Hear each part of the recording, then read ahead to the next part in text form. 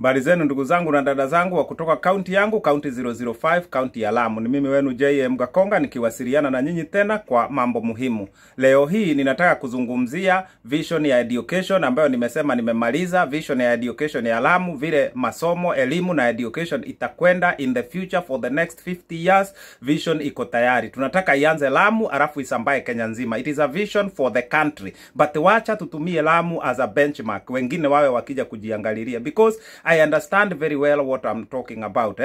Mimi kuna watu wengi hawajajua. Mimi sio coach tu wa mpira. I'm also a teacher. Mimi ni mwalimu under CBS under a special program in UK. That is across England, Scotland, Wales and Ireland. As I speak now, nimetembelea shule 300. Nimefanya kazi na shule 300. So I know CBC is the answer to Kenyan education.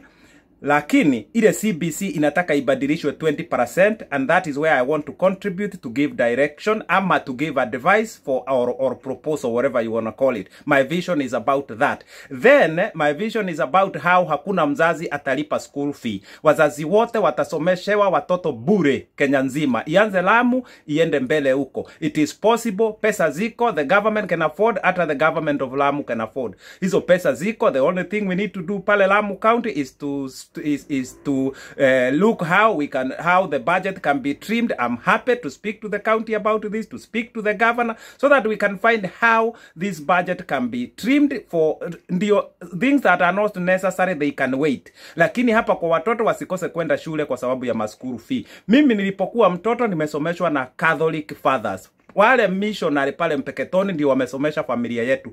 Wale mabrother ambao ni mimi na kwenda juu, na wale wadogo ni sisi tumewalipia school fee wakasoma. But sisi kama mimi nimelipiwa na Catholic pale Mpeketoni na watu wengi ambao walikuwa wakati wangu sote tulikuwa tunalipiwa school fee na Catholic. Na hii idea ya kuwa ukiangusha point ati haulipiwi school fee, it came around lakini ikaambiwa is an injustice na haitofanyika. Kwa hivyo Catholic haikufanya hiyo mambo. Sote tulikuwa tunalipiwa school fee and that's how tulisoma, tukasoma mpaka tukaweza kuwa na kizungu ambao tunaweza kuzungumza mpaka sasa. Kama mimi nikamaliza nikasoma pale Lake Kenyatta, nikasoma Lake Kiamu, nikasoma Lamu Boys, nikasoma London College ya accounts hapa Kensington and Chelsea College in London. You can search it in the internet, and that's why I'm saying CBC now, I am sure it is the only thing that will help Kenya, but we need to come with a structure where no parent is paying anything except school uniform.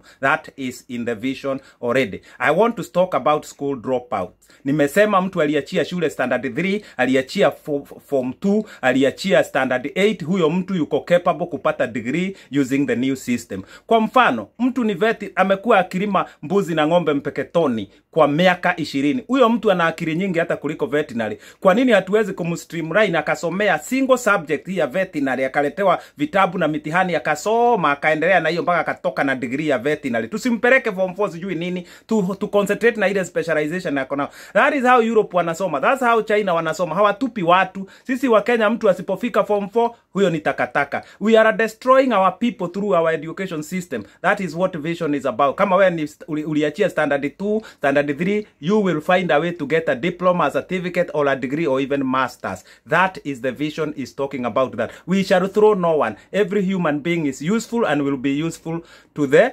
economy. I want to talk about E. Nimesema Kenya hakuna E tena. Mtu binadamu atashika E kwa mathematics. Kwa nini?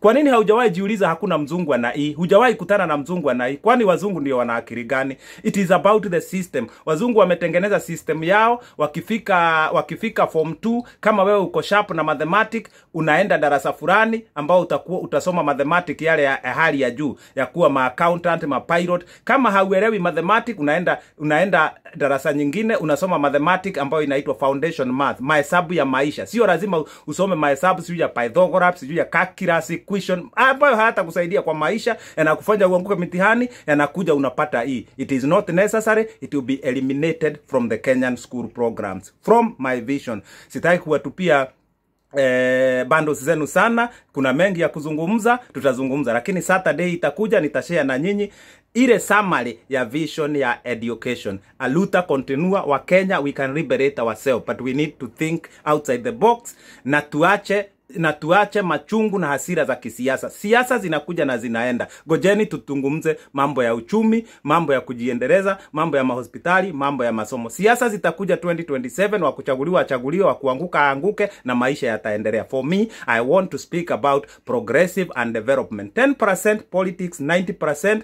progression, development and economy. Asanteni. Ni mimi wenu JM Gakonga, naendelea kuwashukuru. Mungu awabariki.